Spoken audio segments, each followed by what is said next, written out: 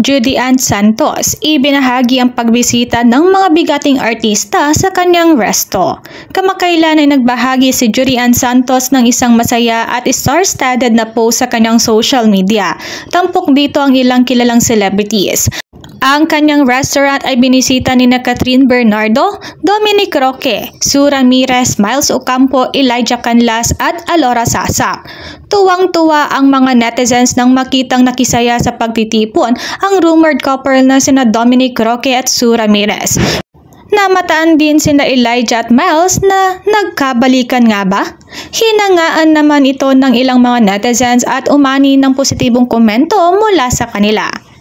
Jan Amores, tinanggalan ng lisensyang makapaglaro bilang isang pro player. Si Jan Amores, isang mahusay na manlalaro sa Philippine Basketball Association, ay nakilala sa kanyang pagsalakay sa korte lalo na noong panahon niya ng NCAA. Sa isang mainit na insidente, sinuntok niya ang mga kalabang manlalaro na nagdulot ng kontrobersiya at nagtaas ng mga katanungan tungkol sa pagiging sportsman at pag-uugali ng manlalaro.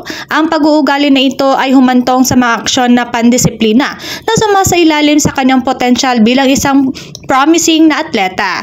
Ang lisensya ni Jan Amores bilang pro basketball player ay binawi ng Games and Amusement Board. Batay sa ulat, naging epektibo kaagad ang pagwawalang bisa.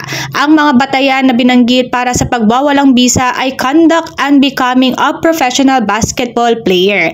Nangangahulugang ito na hindi na siya maaaring maglaro ng pang-professional. Jody Santa Maria, may madamdaming mensahe sa karawan ng kanyang anak na si 30. My ever dearest Moy, there are no words that can fully capture what I want to say to you and how much you mean to me. When the Lord blessed me with a baby boy, He knew that you were going to change my life in the most beautiful way. It is a privilege to watch you grow, which honestly excites me and scares me at the same time. Alam mo namang pagdating sa'yo, overthinker si Mama. Today, we celebrate you, anak, for the amazing person that you are. Madami nagmamahal sa'yo and I am sure matutuwa at magugulat sa sobrang big boy ka na. I pray this year brings you closer to your dreams. May the Lord grant the desires of your heart, guide you and give you wisdom in every decision. May He also bless you with love and joy. Happy birthday, Arctic Moy. I love you and we love you very much.